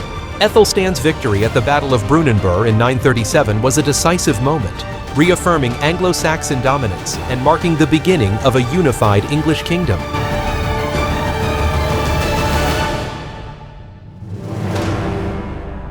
The conversion of Viking settlers to Christianity facilitated their assimilation into Anglo-Saxon society, weakening the distinct Norse identity in England. Churches and monasteries in former Viking territories began to reflect a fusion of Anglo-Saxon and Norse traditions. The Norman conquest of 1066, led by William the Conqueror, marked the definitive end of the Viking Age in England. The Normans, descendants of Norse settlers in France, brought their own blend of Scandinavian and Frankish culture, further diluting the influence of the Vikings in England. The Normans established a new ruling dynasty, integrating elements of Anglo-Saxon governance with their own feudal systems. Despite this, the legacy of the Vikings endured, particularly in place names, language, and cultural traditions. Old Norse terms remain embedded in modern English. Place names, regions, once under the Danelaw, retain Norse-derived names. The resilience of Anglo-Saxon England in the face of Viking invasions became a defining element of its national story. The age of Alfred the Great stands as a defining era in Anglo-Saxon history, a time of resilience, reform, and revival. Alfred's reign transformed Wessex into a bastion of resistance against Viking incursions and laid the groundwork for the unification of England. Alfred ascended to the throne of Wessex in 871 AD during one of the most tumultuous periods in Anglo-Saxon history. His rise followed the death of his brother, King Ethelred, amidst relentless Viking invasions. Born in 849 AD at Wantage, Alfred was the youngest of 5 sons of King Ethelwulf of Wessex. Unlike his elder brothers, Alfred received an exceptional education, including a pilgrimage to Rome as a child, where he was blessed by Pope Leo IV. These experiences instilled in him a deep sense of responsibility, faith, and intellectual curiosity, qualities that would define his reign. Alfred's path to the throne was far from certain. By the time of his ascension, 3 of his elder brothers had died, leaving Ethelred as king.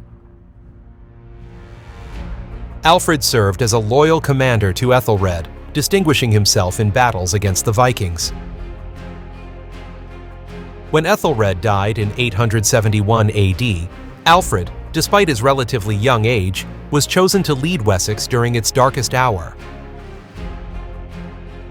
Upon taking the throne, Alfred inherited a kingdom on the brink of collapse. The Vikings, emboldened by their successes in Northumbria, East Anglia, and Mercia, launched repeated assaults on Wessex. Alfred faced near-constant warfare, with pivotal battles shaping his early reign. The Battle of Reading, 871 AD, a significant loss for Wessex, as the Viking forces, led by Halfdan Ragnarsson, overran the Saxon defenders. The Battle of Ashdown, 871 AD, a turning point where Alfred's leadership secured a decisive victory. Leading his forces in a surprise attack, Alfred's tactical acumen outmaneuvered the Vikings, temporarily halting their advance. Subsequent defeats. Despite his victory at Ashdown, Alfred endured further setbacks, including defeats at the battles of Basing and Meriton, underscoring the precarious position of Wessex. By the end of 871 AD, Alfred negotiated a fragile truce with the Vikings, allowing Wessex a brief respite. However, this period of relative calm was short-lived. The Vikings resumed their assaults, forcing Alfred into a prolonged struggle to defend his kingdom. His resilience during this period laid the foundation for his future successes.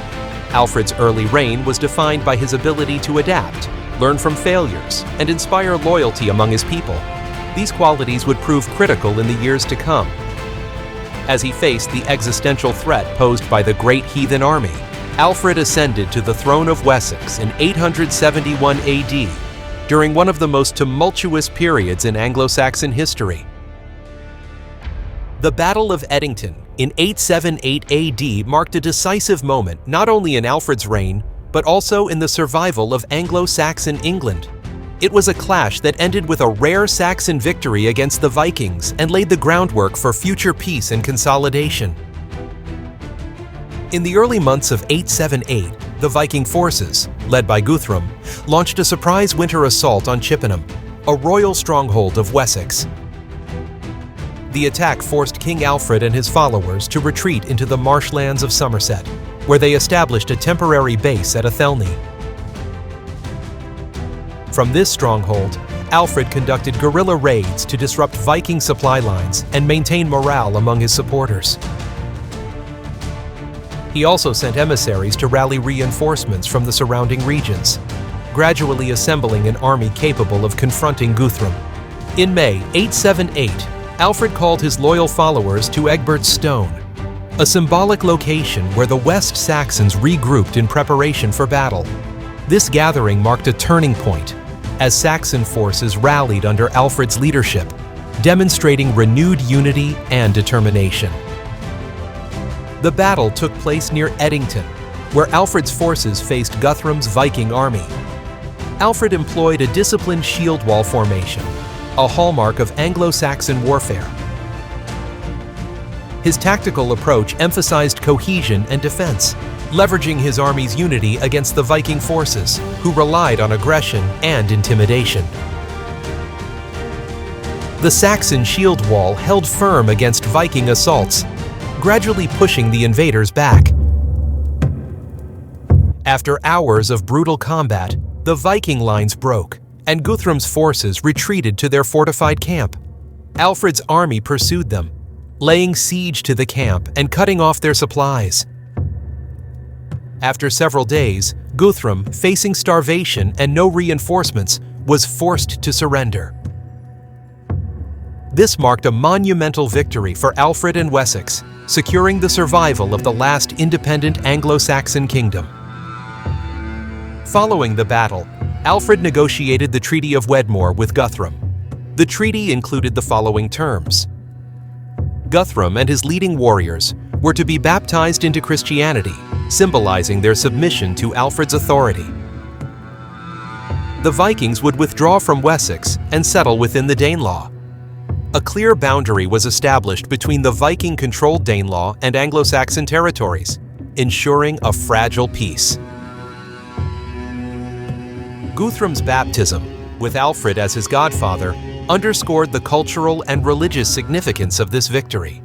It was not merely a military triumph, but a spiritual and diplomatic one as well. The victory at Edington was a turning point for Wessex and Anglo-Saxon England. It demonstrated Alfred's ability to inspire and lead his people under dire circumstances.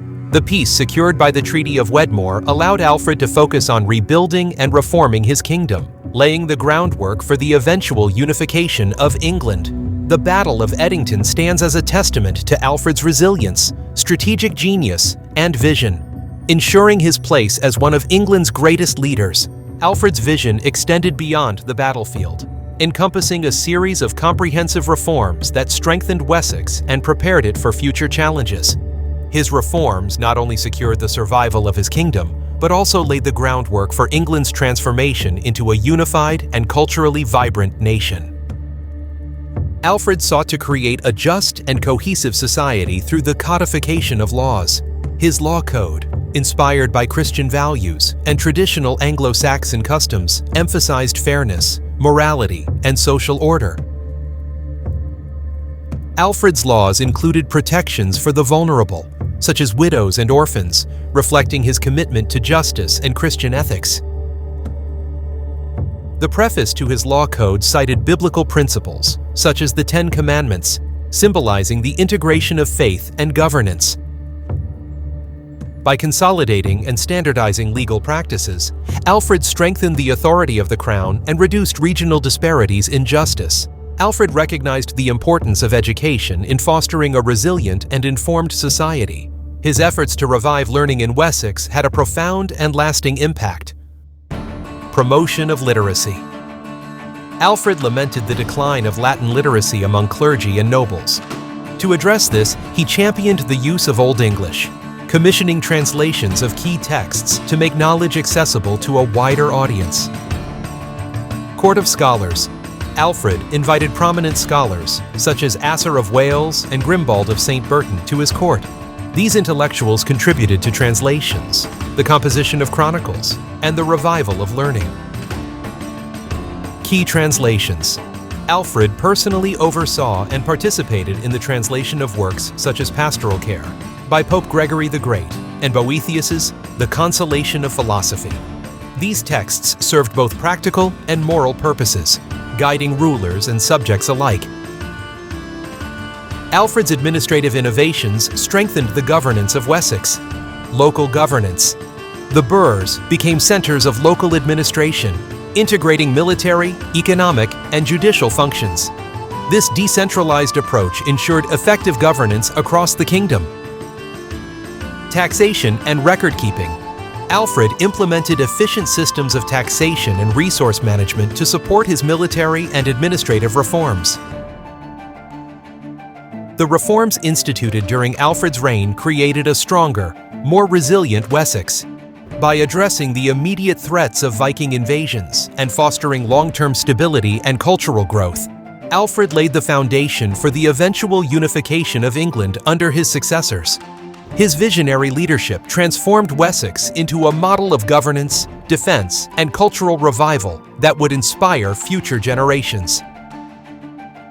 The cultural revival under Alfred's reign extended to art and craftsmanship, illuminated manuscripts. The production of illuminated manuscripts flourished, blending Christian themes with traditional Anglo-Saxon artistic motifs. These manuscripts became symbols of both faith and cultural pride. Metalwork and jewelry. Skilled Anglo-Saxon artisans produced intricate metalwork, often incorporating Christian iconography alongside traditional patterns. Artifacts like the Alfred jewel exemplify the fusion of artistry and functionality during this era. Alfred's deep personal piety shaped his approach to governance and cultural development, rebuilding monasteries. Many monasteries, devastated by Viking raids, were rebuilt and revitalized under Alfred's patronage. These institutions became centers of worship, education, and manuscript production. Support for the clergy. Alfred emphasized the education and moral integrity of the clergy, ensuring they could effectively guide and inspire their communities. Integration of faith and leadership. Alfred's governance was deeply influenced by his Christian beliefs, fostering a society where faith and learning were mutually reinforcing. The cultural renaissance initiated by Alfred ensured the survival of Anglo-Saxon traditions and laid the intellectual foundations for the eventual unification of England. His efforts to blend Christian and Anglo-Saxon values created a unique cultural identity that continued to flourish long after his reign. Through his dedication to learning, faith, and the arts, Alfred the Great transformed Wessex into a beacon of resilience and creativity, securing his legacy as not only a warrior king, but also a patron of culture and knowledge. Alfred's reign heralded a cultural renaissance in Wessex, characterized by advancements in art, literature, and religious life. While Alfred did not live to see the full unification of England, his efforts made it possible. By stabilizing Wessex and initiating reforms, he created a model of governance that his successors would follow. His son, Edward the Elder, and grandson, Ethelstan, expanded upon his achievements. Edward the Elder consolidated Anglo-Saxon power by reclaiming territories within the Danelaw and strengthening Wessex's dominance. Ethelstan achieved the unification of England after his victory at the Battle of Brunanburh in 937 AD, fulfilling the vision of a single English kingdom. Alfred's Christian faith permeated his governance and reforms. His patronage of the church not only revitalized religious institutions, but also strengthened the moral and spiritual foundation of his kingdom. This integration of faith and leadership became a defining feature of English kingship. Alfred remains one of the most celebrated figures in English history.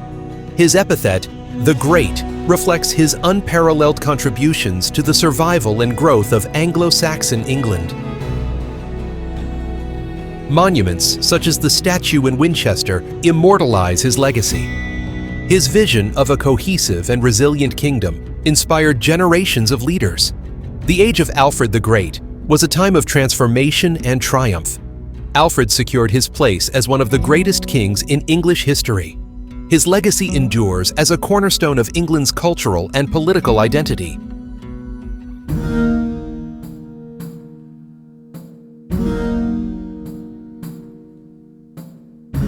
By prioritizing fairness, community participation, and moral responsibility, the Anglo-Saxons created a legal and governance system that not only stabilized their society, but also left an indelible mark on English history. The Anglo-Saxon system of governance and law was highly influential, even after the Norman conquest. Local governance. The Anglo-Saxon shire system and local assemblies, or moots, provided a framework for decentralized governance. The Normans retained and adapted these structures, integrating them into their centralized monarchy. Common law foundations. Anglo-Saxon law codes, such as those of Alfred the Great, emphasized justice, compensation, and community responsibility. These principles influenced the development of English common law, which became a cornerstone of Western legal tradition. The Anglo-Saxon language and literary tradition remain central to English identity, shaping the foundations of the English language and its rich literary heritage. Linguistic roots. The Anglo-Saxon language, known as Old English, became the foundation of modern English. While it later absorbed influences from Old Norse and Norman French, its core vocabulary and grammatical structures remained distinctly Anglo-Saxon. Everyday words. Many fundamental words in modern English, such as house, earth, friend, and mother, originate from Old English, showcasing its enduring influence on daily communication. Regional dialects. Old English had several dialects, including West Saxon, the literary standard during Alfred's reign, Mercian, and Northumbrian, reflecting the regional diversity of Anglo-Saxon England. Beowulf. This epic poem is the most famous surviving work of Anglo-Saxon literature. Written in Old English, it tells the story of the hero Beowulf and his battles against monsters and a dragon, reflecting themes of bravery, loyalty, and the inevitability of death. Heroic tradition. Anglo-Saxon poetry often emphasized heroic ideals, the importance of kinship bonds, and the struggles of individuals against fate, capturing the ethos of the time. The Anglo-Saxon Chronicle. Initiated during the reign of Alfred the Great, this collection of annals documents the history of England from Roman times to the Norman conquest. It provided a unifying narrative for the English people and remains a vital source for historians. Religious texts. Monastic scholars translated and preserved important religious works, including portions of the Bible and saints' lives, into Old English, making them accessible to a broader audience. Alliteration. Anglo-Saxon poetry heavily relied on alliteration, where the repetition of initial consonant sounds created rhythm and emphasis. Kenning. Poetic compound expressions, such as whale road for the sea and bone house for the human body, enriched the language with metaphorical depth. Oral tradition. Many works were composed and transmitted orally before being written down, highlighting the importance of skilled storytellers in preserving cultural heritage. Cultural inspiration. The themes and styles of Anglo-Saxon literature, particularly in works like Beowulf, continue to inspire modern writers, poets, and filmmakers. Linguistic legacy. The survival of Old English words and idioms underscores the lasting impact of Anglo-Saxon culture on the English-speaking world. Through their language and literature, the Anglo-Saxons forged a cultural identity that remains deeply embedded in the English-speaking world. Their works not only preserved the stories and values of their time, but also laid the groundwork for the rich literary tradition that followed.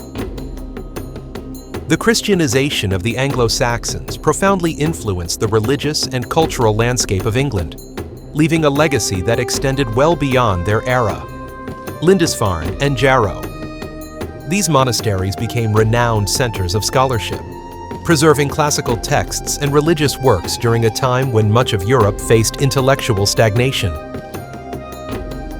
Manuscript production. Monastic scribes created illuminated manuscripts, such as the Lindisfarne Gospels, blending Christian themes with Anglo-Saxon artistic traditions. These works were not only religious texts, but also artistic masterpieces. Transmission of knowledge. The monasteries played a crucial role in maintaining and transmitting knowledge, including theology, history, and science, to future generations. Christian law and ethics. The fusion of Christian principles with Anglo-Saxon laws, as seen in Alfred the Great's legal code, underscored the role of religion in shaping governance. Royal patronage. Anglo-Saxon kings, such as Ethelbert and Ethelstan, actively supported the Church, reinforcing its role as a unifying institution and moral authority. Missionary work. Figures like St. Augustine of Canterbury and St. Aidan were instrumental in spreading Christianity throughout England, fostering a shared faith that helped unify the Anglo-Saxon kingdoms. Architectural innovations. Anglo-Saxon churches, characterized by their simplicity and devotion, laid the foundation for later ecclesiastical architecture in England. Synod of Whitby, 664. This pivotal event aligned English Christianity with Roman practices, strengthening ties with the broader Christian world and fostering ecclesiastical unity. Spiritual resilience. Despite the challenges posed by Viking raids, the Anglo-Saxons rebuilt and revitalized their religious institutions, demonstrating the enduring strength of their faith. The Christianization of the Anglo-Saxons was not merely a religious transformation, but a cultural revolution. By integrating faith into their governance, education, and daily lives, they established a spiritual foundation that profoundly influenced English identity and development. Despite their displacement from political power after the Norman conquest, the Anglo-Saxons' cultural identity remained resilient, influencing English traditions, practices, and societal norms for generations. Anglo-Saxon churches. Simple yet enduring. Anglo-Saxon churches like St. Peter's Church in Bradwell-on-Sea and St. Martin's Church in Canterbury reflect their practical and spiritual values. These structures laid the groundwork for later ecclesiastical architecture. Stone crosses and carvings. Ornamental stone crosses, such as the Ruthwell Cross, combined Christian iconography with intricate Anglo-Saxon artistic motifs, showcasing the blend of faith and cultural expression. Illuminated manuscripts. Monasteries produced illuminated manuscripts that embodied Anglo-Saxon aesthetics, with designs that influenced later Norman and Gothic styles. Festivals and folklore. Many pre-Christian traditions, such as Yule and fertility festivals, were integrated into Christian celebrations like Christmas and Easter, preserving elements of Anglo-Saxon cultural heritage. Storytelling and oral traditions. The emphasis on oral history and storytelling ensured the survival of Anglo-Saxon legends, values, and societal norms, influencing subsequent English literature. Craftsmanship. Anglo-Saxon techniques in weaving, metalwork, and pottery continued to shape English artisanal practices, blending with Norman influences to create a distinctive style. Language integration. While Norman French dominated the upper classes, the Anglo-Saxon vernacular remained prevalent among the common people, eventually merging to form Middle English. Local practices. Anglo-Saxon customs, such as community gatherings, moots, and local feasts, persisted and were incorporated into Norman governance and social structures. Symbols of identity. Anglo-Saxon relics, such as the Alfred Jewel and Sutton Hoo treasures, became enduring symbols of their heritage and craftsmanship. Revival in later periods. During the 19th century Romantic Revival, Anglo-Saxon culture was celebrated as a cornerstone of English identity, inspiring art, literature, and historical study. The cultural identity of the Anglo-Saxons did not vanish with the Norman conquest. Instead, it adapted and endured, merging with new influences to create a rich and lasting legacy that continues to shape English cultural and historical consciousness. The enduring influence of the Anglo-Saxons is deeply embedded in contemporary England, with their contributions shaping its cultural, legal, and societal fabric. Town and village names. Many towns and villages, particularly in southern and central England, retain Anglo-Saxon names, such as Birmingham, Oxford, and Canterbury. These names often reflect the geography, local resources, or founding families of their time. Landscape markers. Words like ham, village, ton, farm or settlement, and hurst, wooded hill. In-place names highlight the linguistic legacy of the Anglo-Saxons and their relationship with the land. Local governance. The Anglo-Saxon system of shires, hundreds, and tithings provided the foundation for local governance structures that persist in modern county and parish systems. Common law. The principles of Anglo-Saxon law, emphasizing justice, restitution, and community participation, influenced the development of English common law. This tradition continues to underpin legal systems in many English-speaking countries today. Parliamentary roots. The tradition of local assemblies, or moots, which allowed freemen to participate in decision-making, foreshadowed the development of democratic institutions in England. Festivals and traditions. Seasonal festivals, such as Yule, Christmas, and Yostra, Easter, have roots in Anglo-Saxon celebrations, blending pagan customs with Christian observances. Art and literature. The themes of heroism, kinship, and fate from Anglo-Saxon literature, such as Beowulf, continue to inspire modern storytelling in literature, film, and art. The Anglo-Saxon legacy is not merely a relic of the past, but a living influence on England's cultural and historical identity. From the names of its towns to the principles of its laws, the resilience and adaptability of the Anglo-Saxons remain a cornerstone of England's enduring story. The Anglo-Saxons may have lost their political dominance after 1066, but their legacy remains an integral part of England's identity. From the governance systems that influenced the development of English common law to the cultural richness found in their literature, traditions, and language, their contributions resonate to this day. Their ability to adapt, innovate, and thrive through periods of adversity is a testament to their enduring spirit. Their architectural achievements, from simple yet enduring churches to intricate stone carvings, stand as a physical reminder of their values and creativity. The preservation of works such as Beowulf and the Anglo-Saxon Chronicle ensures that their voices and stories continue to inspire. The cultural fusion resulting from the Norman conquest did not erase the Anglo-Saxon legacy, but rather integrated it into a broader tapestry of English history. We would like to extend our gratitude to the historians, archaeologists, and linguists who have dedicated their efforts to uncovering and preserving the story of the Anglo-Saxons. Their meticulous work has brought to life a period that is foundational to understanding England's past and present. To the viewers of this documentary, your enthusiasm for history and your support make projects like this possible. By exploring the roots of our shared heritage, we ensure that the lessons of the past continue to inform our future. Thank you for joining us on this journey through the history of the Saxons. If you enjoyed this exploration, please consider sharing this documentary with others who share a passion for history. Let's keep the conversation alive. What aspect of the Saxon legacy do you find most fascinating? Share your thoughts in the comments below.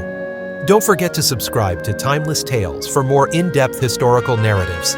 Your support helps us delve deeper into the past and bring stories like this to life. Until next time, remember, history is not just what happened, it's the story of who we are.